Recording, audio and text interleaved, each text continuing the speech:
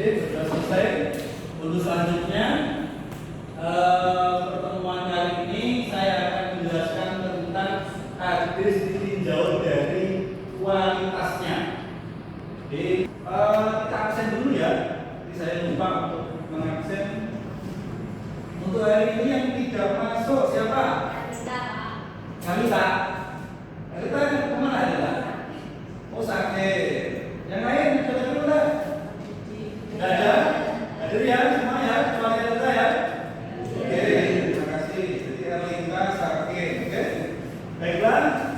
Untuk itu kita selanjutnya mencermati atau mempelajari video yang sudah Bapak buat. Silakan.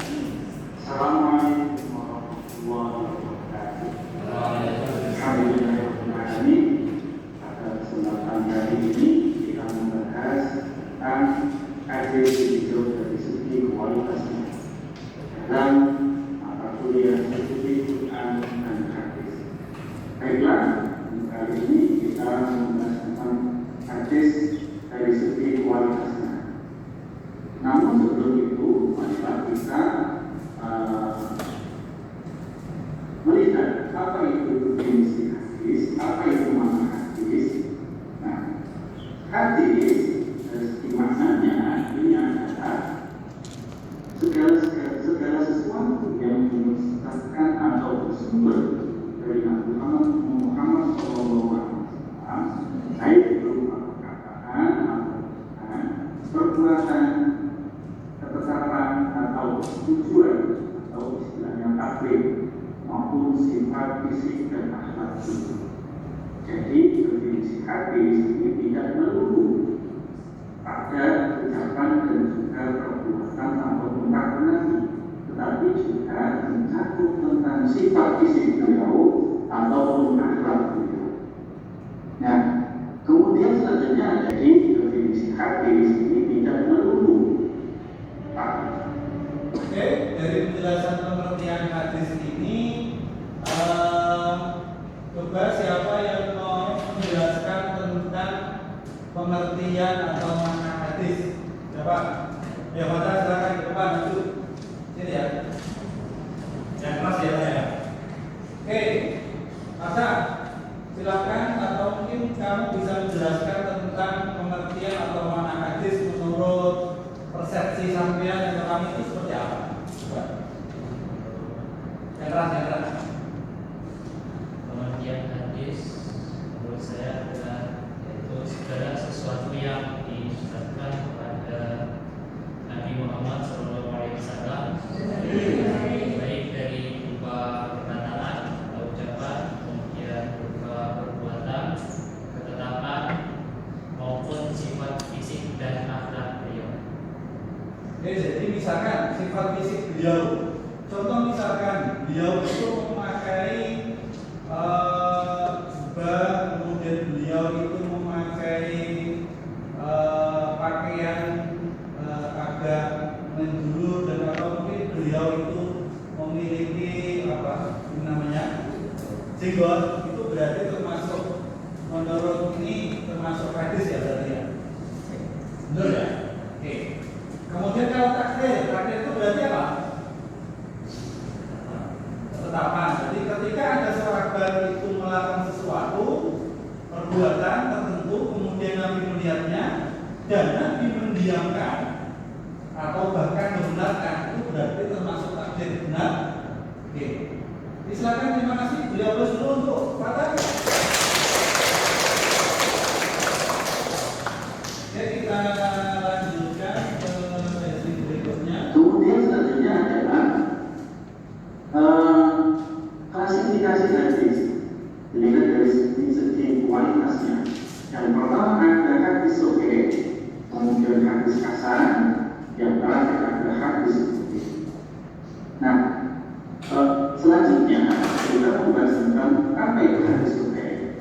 Hadis sahih adalah hadis yang sanadnya bersambung, kemudian perawinya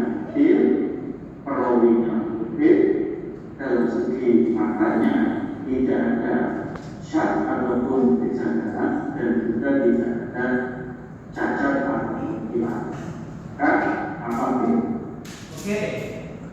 klasifikasi hadis ini, di situ kan ada hadis sahih, ada hadis hasan dan hadis dhaif. Dari ketiga macam hadis ini, itu kita bisa memahami bahwa ternyata hadis itu memiliki beberapa macam. Nah, tujuan dari klasifikasi hadis ini adalah agar kita bisa membedakan mana hadis sahih, mana hadis hasan, dan mana hadis dhaif. Sehingga ketika kita sudah bisa mengklasifikasikannya, kita bisa menentukannya apakah ini hadis sahih, hasan atau dhaif, sehingga kita dalam mengambil hujah ataupun hukum yang bersumber kepada hadis, kita tahu kualitasnya. Oh, ini ternyata kualitasnya sahih. Oh, ini kualitasnya hasan. Oh, ini dhaif. Oh, kalau kualitasnya dhaif tidak bisa dipakai untuk apa? Hujah hukum ataupun tentang akidah.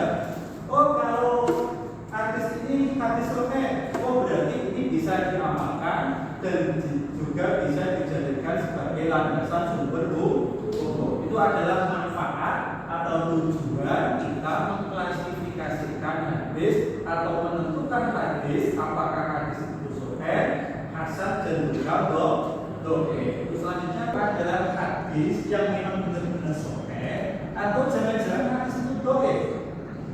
Maka kita harus jeli dan teliti, tidak langsung menjustis atau tidak langsung mendakwa bahwa orang tersebut itu salah, orang tersebut ini benar berdasarkan suatu hadis. Karena hadis itu juga bermacam-macam kualitasnya. Ada yang sahih, ada yang dhaif. Oh, jangan-jangan terlanjur kita itu melarang, ternyata rujukan hadis kita ternyata dhaif. Oh, ternyata kita terlanjur untuk memerintahkan, ternyata hadis yang kita gunakan itu kurang kuat. Maka ketika kita misalkan mendengar ataupun kemudian melihat seseorang yang sedang melarang kemudian menggunakan suatu hadis, maka kita harus cermati dulu apakah hadis itu hadis sahih ataupun hadis dhaif, sehingga hadis tersebut ini bisa dijadikan sebagai sumber atau rujukan hukum untuk pelarangan atau memerintahkan suatu tindakan seseorang. Intinya adalah hadis itu jangan terburu-buru dipakai untuk menjustis atau untuk mendakwa seseorang apakah seseorang itu salah ataupun benar. Jadi kita itu harus apa? Moderat. Harus kita ambil jalan tengah, jangan langsung kemudian menjustisnya, jangan kita langsung menyangkanya atau bahkan mendakwanya. Kita harus menggali lebih dalam lagi apakah memang dia benar-benar melanggar suatu perintah hadis ataupun melanggar syariat agama. Silakan, siapa yang mau bertanya? Katakan. Oke, ada silakan. Sarifah, silakan. Apa? Yang keras, Pak?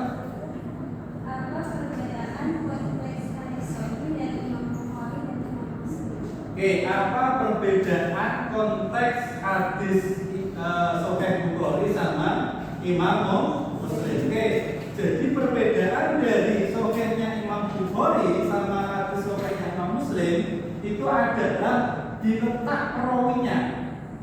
Jadi Imam Bukhari ini lebih ketat dalam hal penyaringan atau penerimaan perawi. Contohnya seperti ini, Imam Bukhari itu tidak mau perawinya itu hanya satu zaman saja. Jadi ketika sanadnya bersambung, tadi sanad pertama besoknya kan sanadnya bersambung kan? Ya, sanadnya bersambung. Jadi antara guru dan murid ini harus bersambung. Maksudnya bersambung apa? Kalau Imam Bukhari antara guru dan murid ini harus bertemu secara langsung. Jadi guru dan murid menurut Imam Bukhari harus bertemu secara langsung. Nah, berbeda dengan Imam Muslim. Imam Muslim itu persyaratannya bersama adalah cukup satu zaman saja.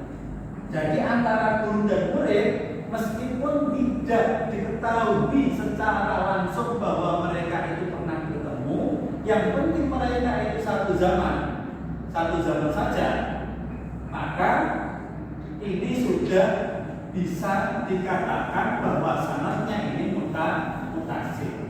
Karena beliau Imam Muslim dengan adanya persyaratan kedua belah pihak ini antara guru dan murid ini kok satu zaman, berarti mereka itu kemungkinan besar potensi besar bahwa mereka itu terdapat antara jaringan antara guru dan murid. Berbeda dengan Bukhari, karena murid harus ketemu secara langsung, sehingga ikatan antara guru dan murid ini terlihat jelas. Itu yang membedakan persyaratan Imam Bukhari dan persyaratan Imam Muslim. Siapa ya? Kemudian untuk pembelajaran kali ini yaitu dengan bab hadis ditinjau dari segi kualitasnya. Mungkin itu untuk kedepannya, minggu depan silakan kalian membuat kita mudah saja membuat resu ataupun makalah yang berkaitan tentang hadis dilihat dari segi kuantitas. Jadi kalau sekarang kualitas, minggu depan itu dilihat dari segi kuantitas atau jumlah para perawi hadis. Minggu depan ya, teman-teman ya.